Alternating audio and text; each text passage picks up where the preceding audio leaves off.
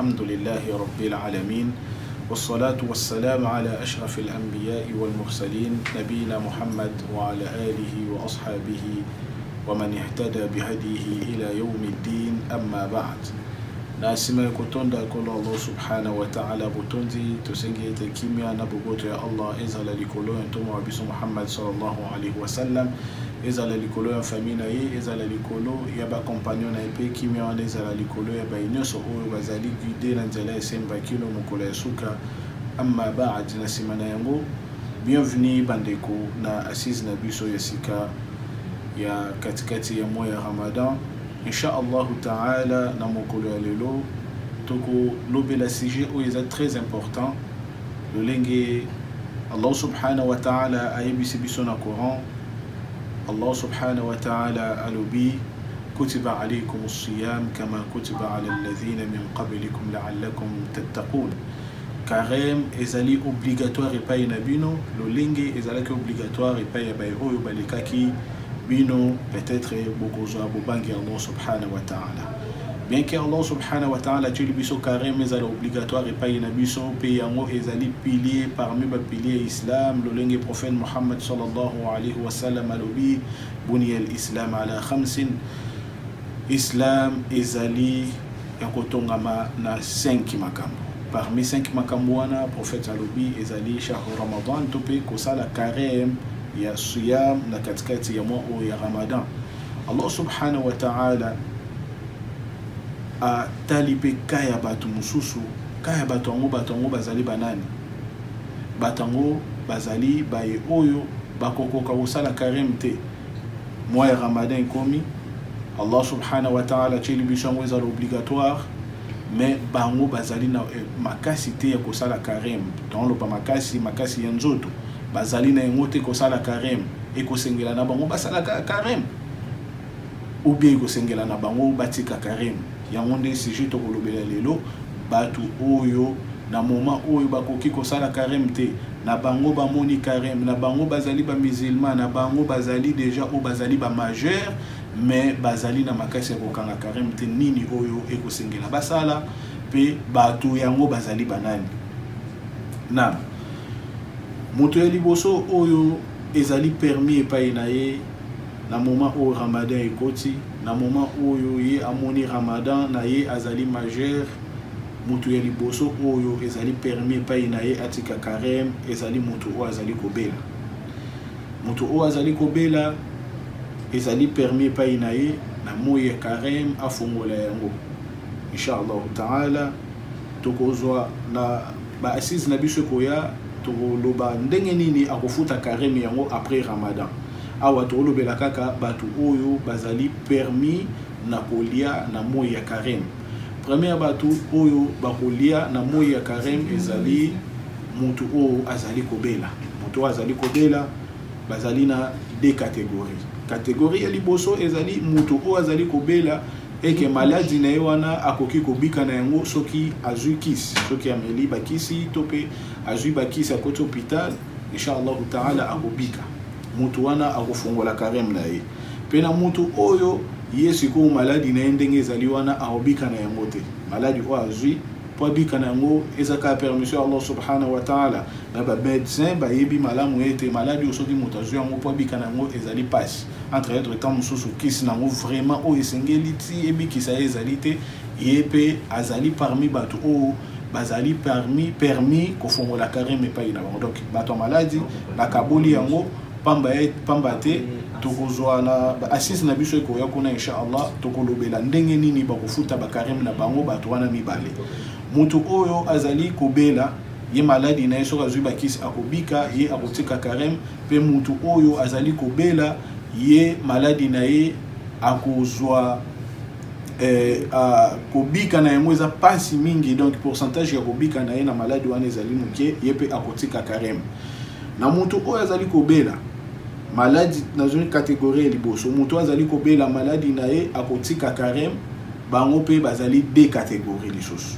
Mutu oyo azali kobela soki azwi bakisi akobika ya liboso oyo soki asali carême ete carême ekopesa ye pasi te ekosala ete eretarde kobika na ye te mutu wana akosala carême pas na eza obligatoire asala carême bien kaza ko bela mais yeso ka sali carême e ko nuire yete ye esengeli na sala carême na mutu azali ko bela ye maladi na yeso azuba kisa ko bika mais so ka sali carême e que nuire ye pe o pe c'est retardement pour asanine abika ye eza permis pas na ye atika carême na mois ya Ramadan tikino soki azui makasi ye akofuta carême wana ndenge tolobi na ba assise na biso ko ya to relaxa ndenge ni na osala pa futa yango tozui na catégorie ya mibale oyo mutu oyo azali maladi ne wana soki ameli bakisi te atiki bakisi epesa ye pasi soki asali carême ekopesa ye pasi ye ezali permis na afongola yango pe soki Ramadan eleki akofuta yango te ye chaque jour ya Ramadan abanda kolesa mutu moko abanda kolesa mutu moko miskin moko ye abanda ofongolisa ye carême donc kolesa ye chaque jour pendant Ramadan nyonso kosela kouta na maloba Allah subhanahu wa ta'ala na ndenga lobi faman kana minkum maridan aw ala safarin fa iddatun min ayamin ukhra mutu oyo nakati na bino azali maladi topé azali na voyage ou ezali deuxième catégorie ya bato ou ezali permis ko fungola carême na bango bakotika carême bakosala carême te et puis bango après carême bakosala nini bako compter mikolo bavandaki bakolia et bakofuta yango après Ramadan inshallah taala na yango na mukuse makasi na maloba o na lobi na lingi na synthétiser yango bai o azali kobela mutu o azali kobela ye ezali permis na ko fongola carême pe bato on bazali kobela bazana deux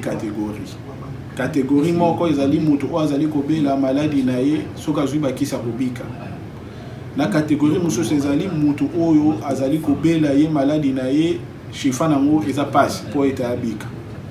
na catégorie ya liboso ekabwani na deux parties mutu oyo azali kobela soka meli bakisi na ye akozwa aroyoka santé malamu mais ye soka sali carême te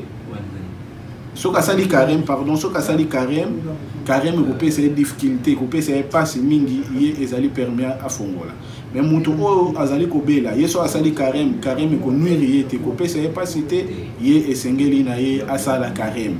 na catégorie ya mibale mutu oyo azali kobela maladi ne ezali na chifa ni guérison na ezali pasi bango pe ndenge na lobi bazana deux catégories soki asali carême na ye wana et que nuire ye te kopesa ye pasi te yesengeli na ye asala carême mena oyo soki soki asali carême kopesa ye pasi et que nuire ye ekosengela na ye asala nini alesaka mutu chaque Ramadan mokolo nyonso azali kofongolisa mutu carême to pa azali kolesa ye na catégorie ya mibale oyo ezali permis epai na ye kofongola carême ezali mutu oyo aza voyageur ye esengeli na ye afongola carême ezali esengeli na ye te mais ezali permis epai na ye kofongola carême voyage yango nini oyo mutu akofongolela carême oyo eza permis na ye afongola carême ezali voyage oyo mutu soki asali yango ezali permis epai na ye pe oli asambela baswala nde tosambela ngo na banombre ya baraka oyo eyebani ye akodimne yango fajr aosambela ngo ka de raka dhuhr aosambela yango oli asambela 4 aosambela 2 lolenge moko na ansir oli asambela 4 aosambela 2 maghrib aosambela ngo ka 3 ishai aosambela yango 2 na oli de 4 aosala de raka kaka wana nde mutu oyo ezali permis epai na ye asala nini afongola carême pe voyage wana oyo kosala nde baulama balobi ezala au-delà ya 80 km donc ndako ya suka ya mboka oyo ezali na ebandeli ya mboka oyo ezokende ezala à partir 80 km ye epai na ye akoki kofongola carême pe voyage yango ezala ete place akei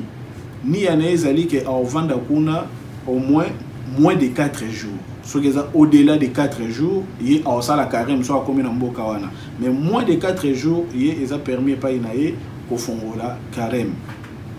na troisième catégorie ya bato oyo ezali permis epai na bango kofongola carême ezali mwana mwasi oyo azali na zemi to pe mwana mwasi oyo azali komelisa mwana mwasi oyo azali na zemi soki abangeli mwana naye aza na libumu ye ezali permis pa ina ye kofongola carême to pe mwana mwasi azali komelisa mwana azomelisa mwana ye pe soki abangeli mwana na ye to pe abangeli ye moko ye peza permis pa ina ko nini ko fongola carême na awa na okabola ngo lisusu na ba parti lo ndenge to kabola kiwana na mwana mwasi oyo ye azali komeli ko azana zemi ye eza permis pa ina ye afongola carême ndenge to lobi soki abangeli molimo na ye moko to pa bangeli mwana na zana libumu donc na tous les deux cas na afongola carême pe lolenge moko na mwana mwasi azomelisa mwana ye peza permis pa ina ye afongola carême soki abangeli ye moko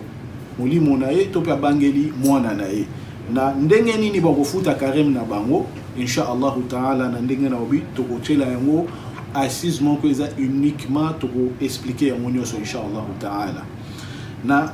catégorie mususu oyo ezali ete eza permis pa ina ye kofongola carême ezali mutu oyo akomi déjà mobange oyo akomi déjà mobange ye akokoka kosala carême te ye pa ina ye pe ezali permis na ye afongola carême pe alesaka mutu chaque jour ya carême obanda kolesa mutu moko to pa obanda kofongolisa ye carême parmi batu oyo susu carême eza permis pa ina ye atika yango afongola yango ezali mutu oyo ba forcer na makasi asalango donc forcer so ofongoli carême te to koboma par exemple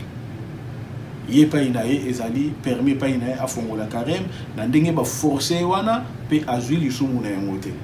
azwi lisumu na yango te akofongola pe ye akofuta yango na soki ramadan esili akofuta yango na oyo nde ezali ba catégorie ya batu oyo ezali permis pa ina bango na moya ramadan bafongola carême na bango pe soki ramadan esili bakofuta yango insha Allah taala lolenge nini bakofuta yango question wana to ko répondre yango na ba assise na biso koya to ko expliquer lolenge nini catégorie wana nyonso bakofuta yango catégorie ya moto afongoli carême na mois ya ramadan na catégorie ya moto oyo tolobaki asangani na mwasi na ye abebisi carême na ye na ya jour wana lolenge nini kofuta yango insha Allah nyonso wana to kolobela yango na ba assise na biso koyo koya liboso insha Allah taala